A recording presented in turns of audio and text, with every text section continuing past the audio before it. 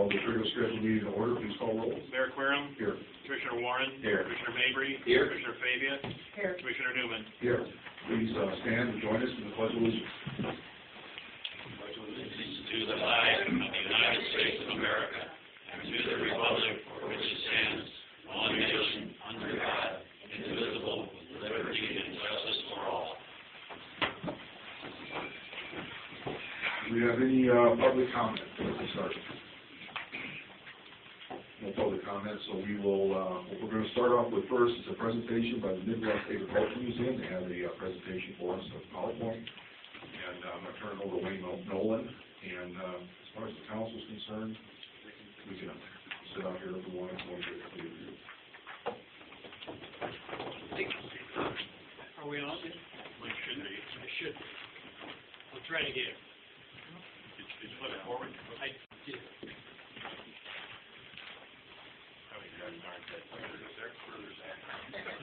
I can speak loud. Are you recording? I am. Ah, so you kind of need it? Just speak loud. Okay. Everyone, my name is Wayne Nolan. I grew up on a farm in Stark County. That's not too far from here, right? I used to come up to Princeton every once in a while. I went to Iowa State University in Ames, Iowa, graduated in architecture, not agriculture, architecture. And from there I was in the Peace Corps, North Africa, for 2 years. Came back and worked in Chicago for a year, and then joined architectural firms in Peoria. Most recently, Morton Buildings. I started the architecture department there in 1991, and left about 2008. So that's a little bit of my history, and I joined this group about 3 years ago. Charles, would you like to introduce yourself? My name is Charles Bush. I'm a retired accountant, worked for Caterpillar for 38 years, primarily in the Troy area, but also a little bit in South Africa as well as Pennsylvania. And I'm a neighbor to the vice president of the board, and I do some financial work. So naturally, he asked me, since I was retired, he assumed I had nothing to do. And where is he? Where's our neighbor? Yes. Well, he's back in the U.S. He was in Africa for a while. Chuck? My name is Chris McMillan, and I'm a dairy farmer, basically. I went to school at Carbondale, Southern Illinois University. My interest in agriculture and the history of agriculture was from my father, and so that's where I've got this interest in this museum and what we're trying to accomplish. So go ahead with the slide presentation. The thing you can almost see here is our website. I hope you have a chance to look at it. It's MidwestAgMuseum.com. It's fairly extensive, and I think it's fairly well up to date as well. History of the museum creation actually started 6 years ago. 6 years ago, it's an ad hoc committee formed to record food production and how it affects our lives, and through the innovation of farm tools and equipment. And a bunch of farmers, a lot of farmers have collected farm machinery and stored them in barns, and they're stored around mainly Stark County and surrounding areas. So we have quite a large collection at this point, large enough to fit a warehouse. Location, where do we want to locate? We have not determined that yet. We prefer a regional focus for our museum. It's called Midwest. It will not be a small local museum. It will be good size that will attract people from around the country. We desire a location on the interstate highway system. We're looking at I-74 and I-80 both, and near other visitor attractions. Of course, you have lots of interesting attractions in and near the Princeton area. Our mission is to educate people on the historic present value of American agriculture. We'll have lots of interesting displays, exhibits, interactive hands-on displays. That's particularly attractive to young people as well as adults. And we'll show the innovations in food production. It's amazing how city folks don't always know how food is produced, particularly today. They've gotten away from that as farm folks have moved to the city. So we'll start our innovations, our process in the museum in 1843 with a McCormick reaper. This is an interesting slide. It shows how back in 1953, one farmer could serve 15.5 people. That would be represented by the harvester over on the far right. And then Of course, you have in 1964, one farmer could feed 25.8 people. Today, it's substantially greater. One farmer can serve 155 people. Educational components in our museum. We'll have lots of interactive displays of historical farm machinery, and it indicates food production or how food is produced, planting and harvesting demonstrations, both the historic style and as well as what is used today on modern farms. Planting and harvesting demonstrations adjacent directly to the museum and the parking lot next to the museum. There'll be equipment, videos, and photos, both in the museum as well as in a classroom hall. There'll be a classroom for students, senior citizen bus tours. We anticipate quite a few of those coming to the museum. Also, as you know, lots of seniors take day trips these days, and they like to stop and look at exhibits such as this. There'll be a meeting room. There are different kinds of organizations that do like to have seminars. It could be an all-day seminar. It might even be longer than that. But there are different groups that like to have seminars, and this would be an ideal location for something like that. Guided tours and lectures, not just a walkthrough, as well as a small research library with some online computer classes would be good. Here's a slide of some demonstrations of kids. I believe he's probably running a wheel. It's what is that, corn? He's doing something with a corn cob, I believe. And they're looking at some demonstrations and listening to a phone conversation from that video. That is actually the McCormick Reaper on the far right there, and some old two cradle sides in the foreground with a wooden rake in the center. Some program spaces. We anticipate probably at least 30,000 square feet of the museum itself. Spread the displays out so they can easily be seen from particularly if you have a large group of people circulating through the exhibit. Maintain tillable acres for demonstrations. Also revenue. We anticipate having a separate acreage where we will be actually farming to support our museum on an annual basis. Classrooms, meeting room, it could be one or it could be two separate spaces. We also think that there might be a need for a welcome center, a central location in Princeton, where all of the historical and interesting attractions around the area could be focused right here in the vestibule or the entryway of our museum. That would be a suggestion. Also a gift shop. There's always a gift shop, right? You can't read this, but it's a very exciting and interesting panel. We have the full-sized exhibit. It comes from the USDA. It's really a history of American agriculture, so can't read that tonight. Timeline, obviously we're already in the fundraising campaign. That's off to a good start. And we are in the process of selecting our museum site. Our objectives are conservation, education, and recreation. You might ask, well, why recreation? Today's generation of young people like to be entertained. I think we all know that. So there'll be some educational and recreational aspects to the museum as well. Here are the sites we're looking at. We've already looked at Wildlife Prairie Park. That isn't one of our favorite sites at the moment. We've looked at a site at Kickapoo off 74. That either is a lower priority. The two we're looking at most closely right now are Princeton, we're right here tonight, and also Galesburg. The city owns some property right off of I-74. So those two sites we're pursuing pretty heartily at the moment. Existing collections that are available, we've already mentioned some, and Harold Steele, we have talked to him and looked at his exhibit, and it's a fantastic collection. I hope everyone here has seen Harold's exhibit. In the Hudson area, there's a Louis Moon collection, which one of our board members has inspected. Coppermine Museums, and I'm not sure, this slide needs to be updated. American Farm Museum near St. Louis. The RV Museum in Elkhart, some of our board members have looked at that and were very impressed. The Corn Palace in Mitchell, South Dakota, not so sure about that one. Here is the Recreational Vehicle Museum in Elkhart, Indiana, and it's not the RVs that we're so much interested in as the atmosphere. Look at the pathway and the bridge and the landscaping and so forth. And here's the lobby space. So I can envision something like this, something very attractive, interesting, and lots of light.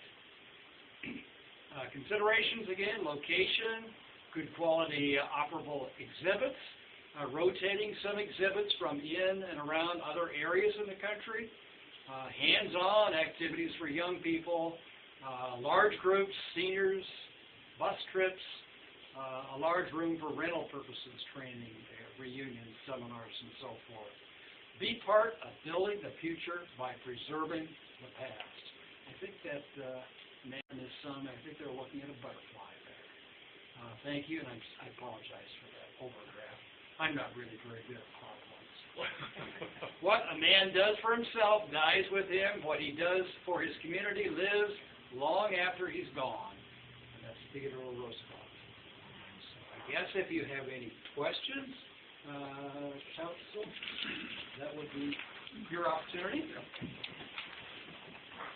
I appreciate this opportunity. We really look forward to some follow-up conversations and exchanging of information.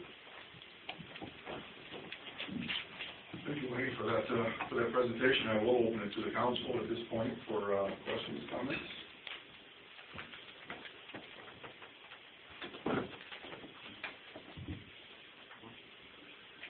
How can the city participate in making this project come to our community? What do we need to do to help make Well, that? obviously, we're looking at the property that you own just north of the interstate, and that would be something we'd like to discuss with you, whether we can work out a long-term agreement. Well, Chris is our chairman, so perhaps you'd like to speak to that. I'm just a lowly director here. He's been in sales, so that's the reason we've got him in this position. Yeah. First of all, we need a location for our museum. And secondly, we would like to have area to work with to grow hays, oats, rye, barley, that type of stuff, corn, and soybeans. And then our goal is to have this harvested during the summer using equipment during this period of time. We want to start with Cyrus McCormick's Reaper, which was patented in 1843. So this museum is a lot different than a lot of museums in the country in that collector museums, people who have small collections of museums, have it in about a 20-year period, and it's their interest in when they grew up, where they lived with. And so as we get older, there are, segments of the country that are done, but we're trying to show the entire segment of how food was produced in the United States and how it evolved and how we've come to be able to feed 155 people per farm. And then we want to get into, the hybrid corn and how that's developed and how it developed and so forth. And then the chemicals, we take it into keister on this Roundup. People are always hammering us for this Roundup. So we want to show exhibits of that here in this field. Anyway, so we would like to have as much as possible to farm. We would harvest. Do you have a number? Acreage? Any idea at this point, or is it? Well, I will tell you, I will start the other direction, in that our goal is to be a tenant for you, and we would get people to come in and plant the corn, harvest the corn, sell it. We would sell it, and then we can give them a 501c3 certificate that they could use that as a donation to the museum for planting and harvesting and all that type of thing. And I'm sure we're going to have to come up with fuel. We will go to the seed corn companies to get seed. I don't know how that's going to work. If we have to buy it, we have to buy it. But anyway, and so then we would split with the city of Princeton the revenue from this parcel of ground. And today was a holiday. I didn't get a chance to go in and talk to my banker, but I'm sure that he will support this type of an activity. And so that's kind of what we're looking at. And then as it evolves, you know, we can put single cross and all that kind of corn out there, and we can have plots and work on from there. Does that answer your question? Do you have a target date of when you're gonna break ground, or when you would like to break ground? Well, we've been wanting to break ground for quite a while, and it actually is money, you know, and been beating the bushes for the 6 years, and every time we go to a possible donor, the first question they ask is, do you have a location? Okay, and we don't have a location. We have absolutely no place to hang our hats. This particular document right here will give you a little bit of the history of where we've been and going, and so that's what the problem is, and it's money. We are working on a building plan, a business plan right now, currently. So as soon as we get that done, I think we'll have a better idea of which businesses to target in terms of fundraising. And I think the other point is, you know, you need partnerships. You need to broaden your partnership base, your board of director base, active volunteers, et cetera, as you begin to get much closer to fruition. So at this point, there's 7 people on the board, and that needs to expand, and you need different types of expertise included on there. You know, legal, insurance, et cetera, and eventually you need a curator, someone who knows what to put in the displays and to change the displays. So, you know, we're looking for some active participation within the community to help bring that forward, so in a sense you own, you have a greater sense of ownership.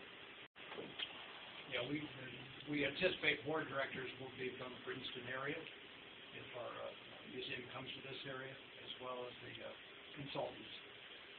We have 7 about now, and we're looking at 20 with different areas of expertise in writing this business plan. And as soon as Mr. Steele contacted us about a museum and we were shown this property, we set up a meeting with SCORE down there in Peoria, and we've been busy working on a business plan and getting ready to present it, so we have an opportunity. I mean, this is the best opportunity we've had in 6 years. Well, we have an opportunity to help you. Well, good. That's great. With a beautiful piece of land just north of the interstate. It is beautiful. We haven't looked at it. It is wonderful. Is that the area you're looking at, is the north of the interstate? Yeah, that's what we were shown. And right there north of the Farm Credit Service building. Yeah, and and across. you prefer that the museum and the farmland be contiguous?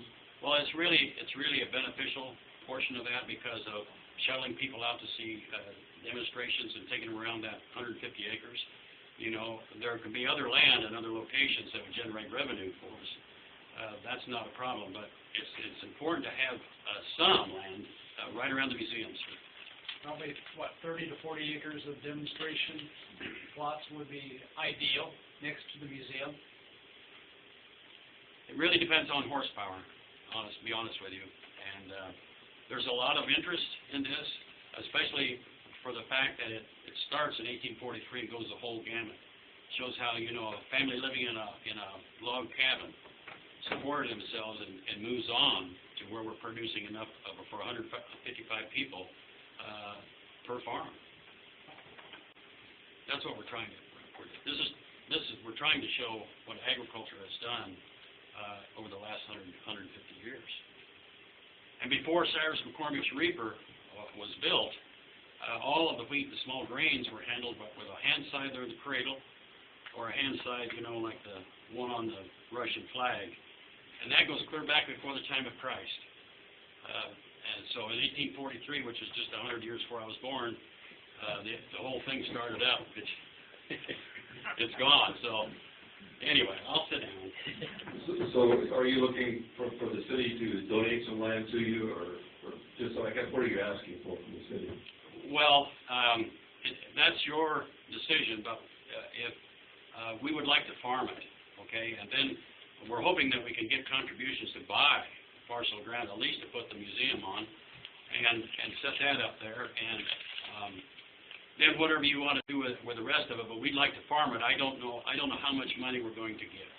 You know what I'm saying? And we have never had a location where we could say that this is where we're going to be, and then hopefully we'll start to get revenue. I mean, if it doesn't go, I guess it doesn't go. But, He's talking along the lines of you had mentioned earlier about, a long-term deferment or something along those lines as far as whatever we do with the property. well, that's correct. I mean, if you had a factory move in there, it'd be foolish not to put the factory on there, in some location or another, but, I'm just saying, if we can come up with the money, we don't know what you would like to have for it. We don't have any of that. We would like to have an opportunity to be able to talk with a city manager or whoever to, talk about what you might expect from us and, how much you want per acre and that type of thing. But there'll be some negotiations that will go on there. Right. And then we'd like somebody that's in marketing, so that we can get a large circle in this business plan so we can generate interest. We were told the first time we were here that Starved Rock is not very far from here, and my son lives in Chicago. He said a lot of people come to Starved Rock. That would be a good synergistic thing to have, and so we need that information if there's somebody to do that. Joel, one of the things I was thinking about with this project is, we want to keep our doors open for the idea that we would have something down the road industrial-wise that's on the tax rolls creating jobs, and certainly appreciate this project.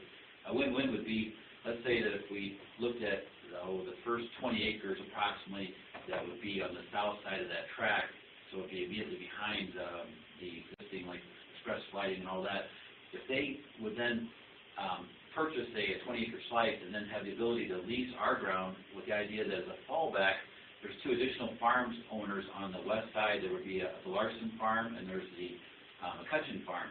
They could go negotiate up front with them with a fallback that they could be leasing ground from them, because ideally those two parcels would join up to the, say, the 20 acres we would sell you, so you'd have a site that you could be your own, Right. a permanent location for your parking and your building and all the things you need, but then we could push you off if we needed to the neighbors.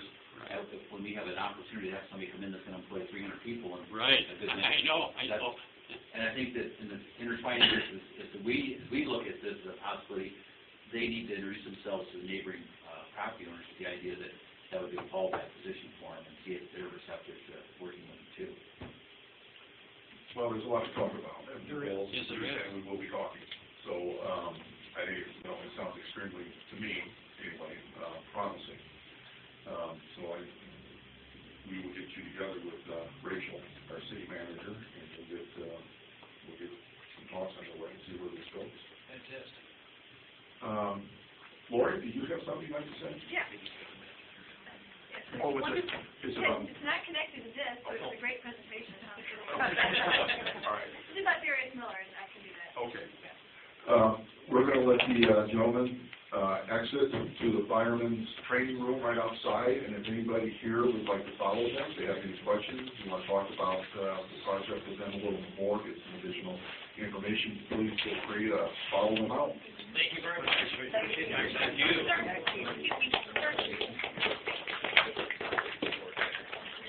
Thank you. Do you have one of those flyers?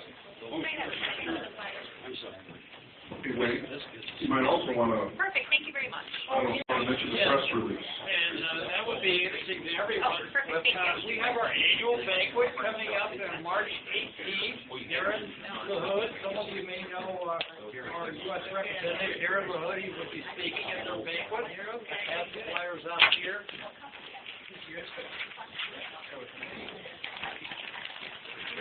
Flyer. Here. Oh, I'll just grab one. There's an extra one. Oh, are we? Perfect, thank you very much. Thank you. Thank you.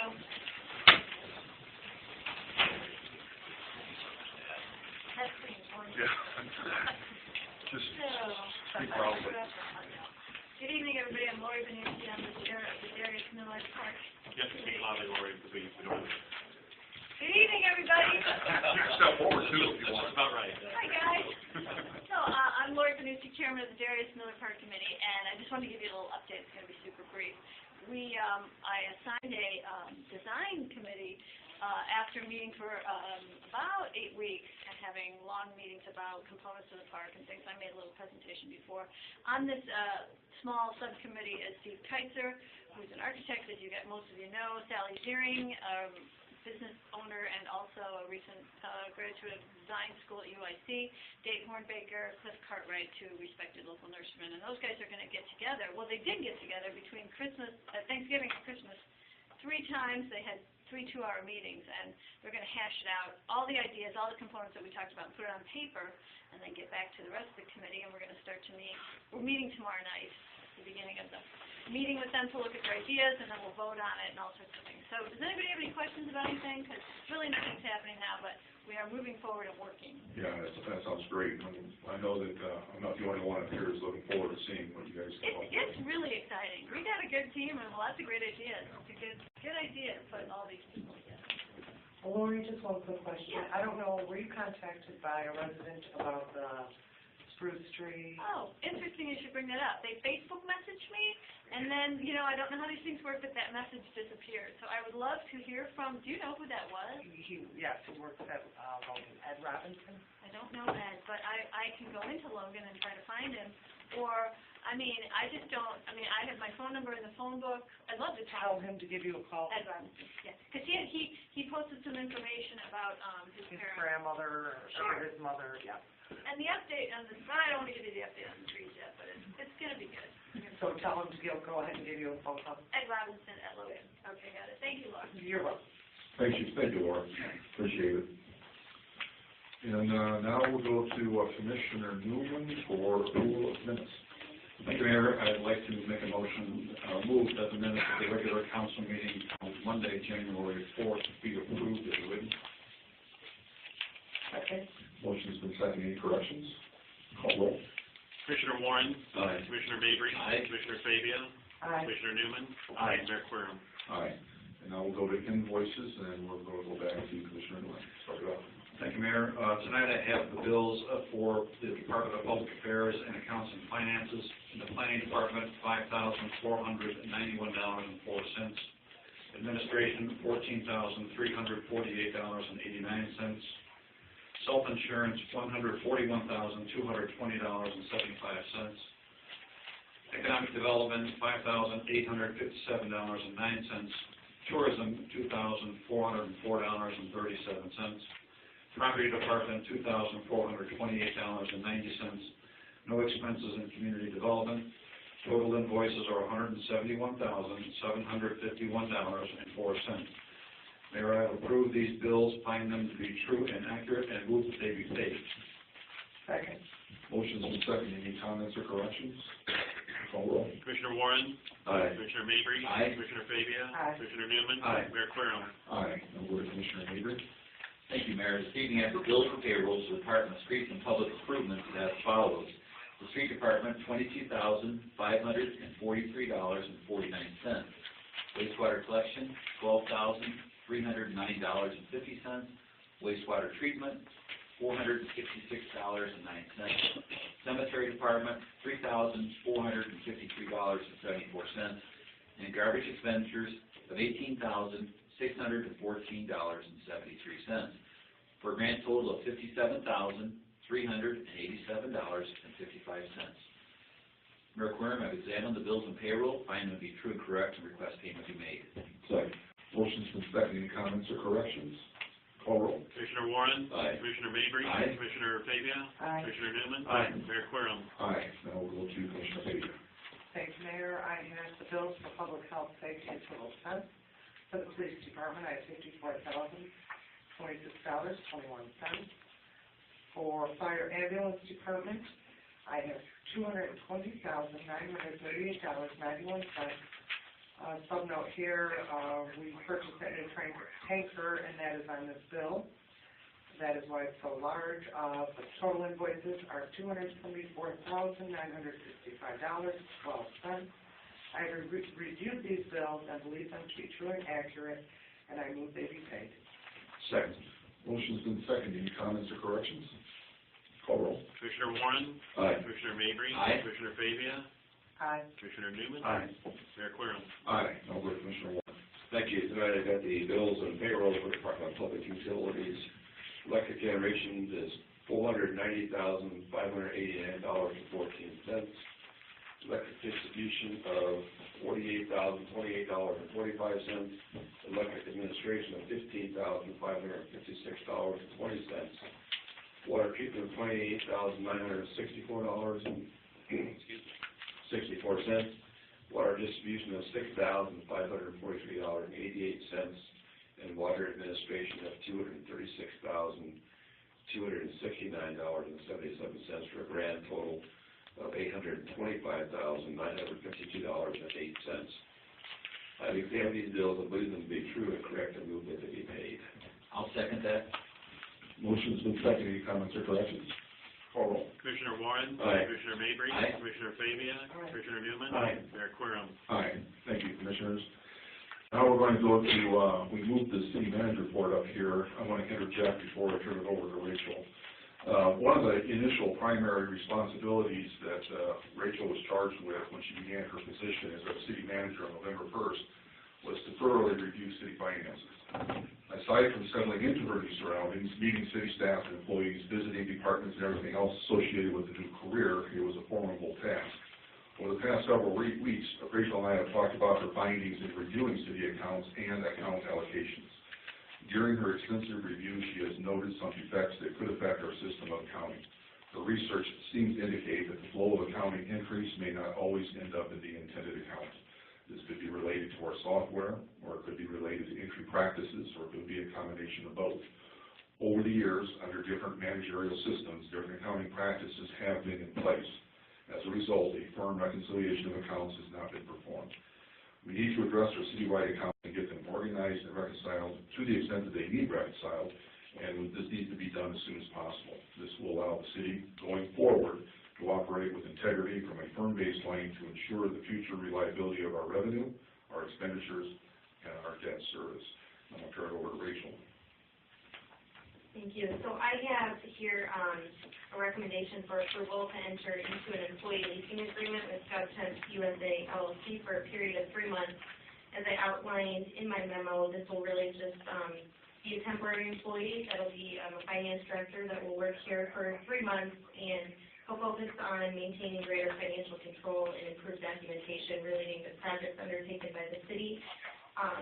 And we will update the council while he's here on various projects and findings.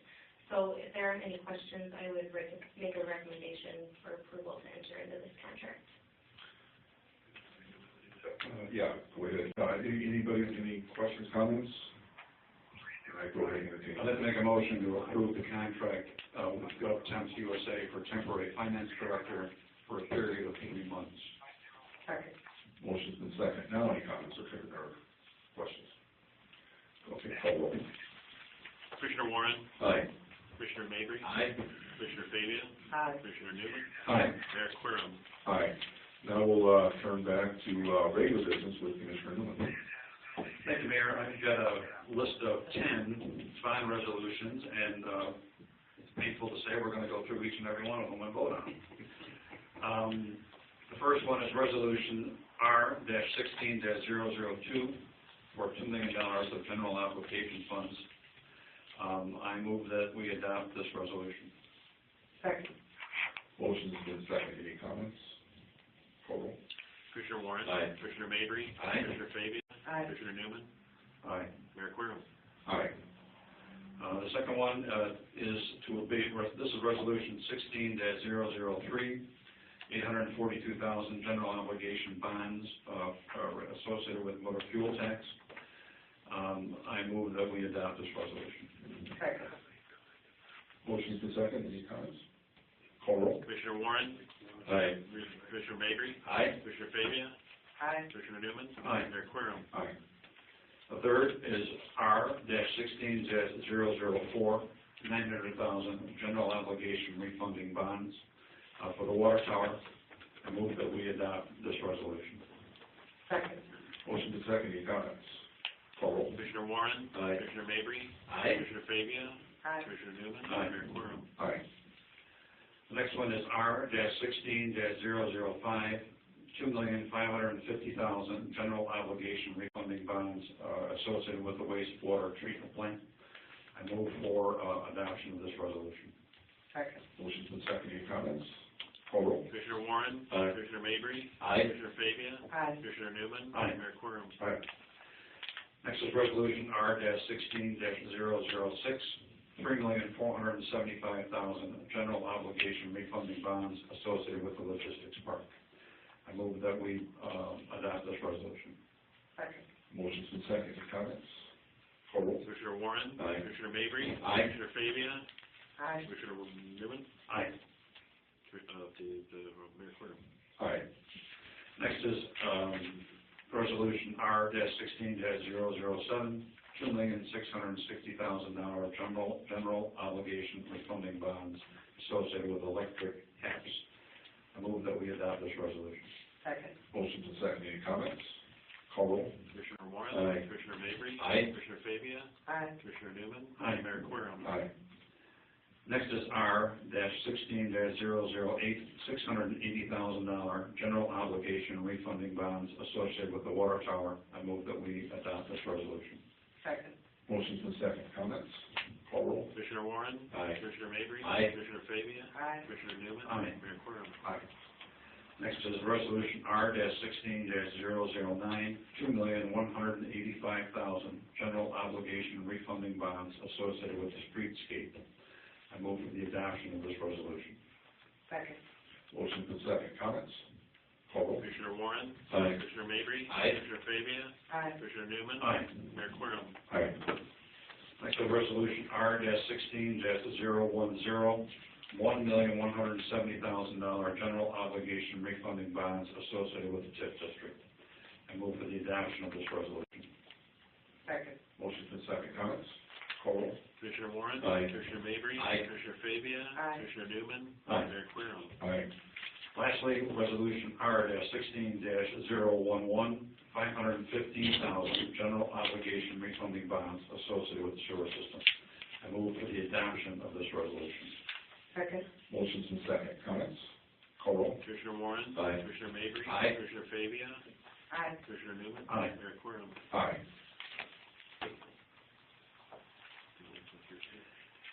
And I'm sorry For staying with you. Got so much reading. Yeah, next is resolution R-16-012, adoption of the natural hazards mitigation plan. I move that we accept this resolution. Second. Motion's been seconded. Any comments? Do you know when this plan was originally put in place?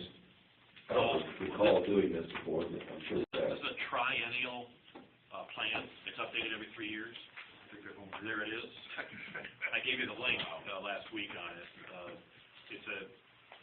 It basically says that by us approving our participation in it, that if we should have a natural disaster occur, that we are in the first group to receive FEMA funds, rather than have to apply with all of that.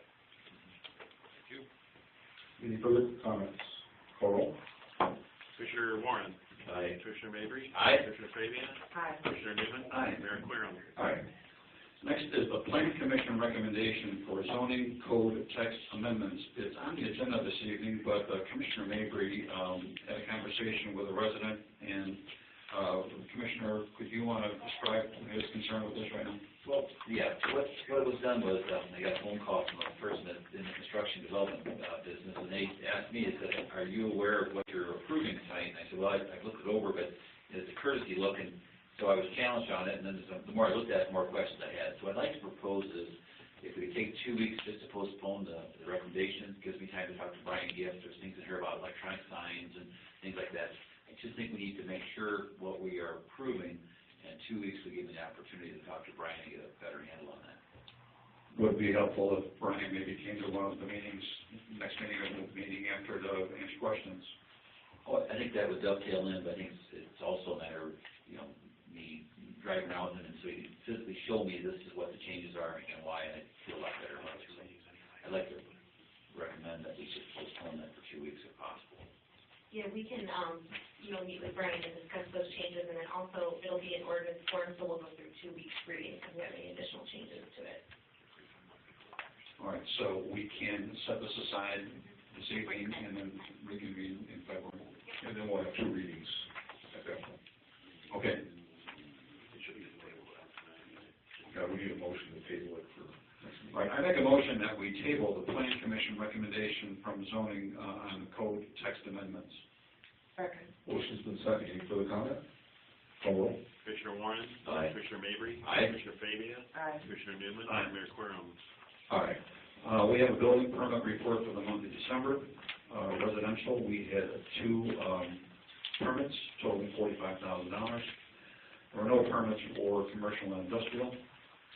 So through December for 2015, we had 102 permits totaling a little over $12 million compared to a year ago where we had about $4.1 million, and back in 2013, a little over $5 million. So I think we had a good year here in Princeton, and that's all I've got here. Thank you, Commissioner Newman. I have no further comments tonight. Do we have any old business? I would like to just briefly bring up something here. As a courtesy, we want to remind the business owners on Main Street that they should be doing their snow removal on their sidewalks. We've got both the south end and the north end that are really trying hard to continue to resurrect what they're doing on both ends. I think they're doing a great job. But the basics of snow removal falls on the property owner, whether the building is occupied or vacant. So I really would encourage those building owners to do a timely fashion of their snow removal to help maintain commerce, as we call it. Thank you, Commissioner Mabry. Any additional old business? Any new business? Yes, I have an item here. Chief Rachel and I were talking, and we have a activity report from the police department. We would like to incorporate reading of this in the second meeting of the month. Tom will give us a report each month. December's activities, I'd like to read, is the officers responded to 453 calls, patrolled 12,556 miles, service calls handled by police, ambulance assist was 46, fire assist 2, police assist 16, alarms answered 13, funeral escorts 8, theft 13, identity theft 2, criminal damage 7, motorist assist 50, public assistance 17. Arrest and warnings, total activity was 137, traffic arrest 22, non-traffic 20, warnings 70, parking tickets 21, ordinance violations 4. Accidents handled by police was a total of 16. Accidents with injuries 1, property damage 3, fatalities 1, under $500 reports 4, state crash reports 7. Types of arrests made by officers: aggravated assault 1, aggravated battery 3, domestic battery 3, burglary 1, drugs 2, paraphernalia 2, DUI 3, criminal trespassing 1, speeding 1, uninsured 3, no valid driver's license 1, suspended or revoked 3, other non-traffic 7, other traffic 10. That was for the month of December. Busy months. Thank you, Commissioner Fabia. Any additional new business? Okay, I'll entertain a motion to adjourn to our next meeting. Oh, I'm sorry, public comment. That one got by me, sorry. I'm Geraldine Woodley, and I'm a resident here in Princeton, and here's my comment. Physically, we can see progress on the Gauzy project, but the question is, what's the status of the city's part of that development, AKA sewers?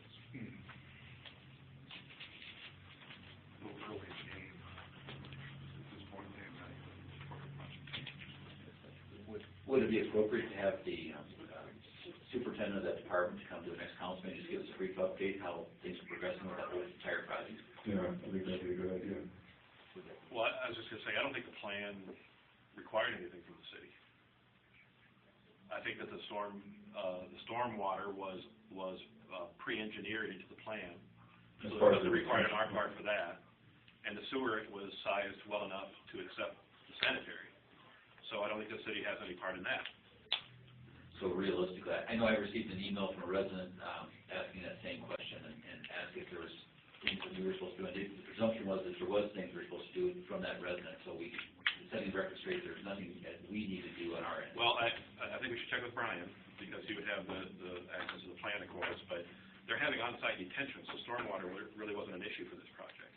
We'll get an update and provide this next council meeting. Thank you. I thought the only thing was, required was the road in between the partition by the city. I thought that's what was discussed. We'll get an update. It's been a while since I came through. Any additional public comment? Okay, I would like to entertain a motion to adjourn our next meeting. Mayor, I'd like to move that we adjourn and reconvene to a special public session with the Perry Memorial Hospital Board of Directors on Wednesday, January 20th, 2016, at 6 p.m. at the White Oak Classroom at Perry Memorial Hospital, and then reconvene for our regular monthly meeting on Monday, February 1st, 2016, at 7 o'clock at City Hall. Second. Call roll.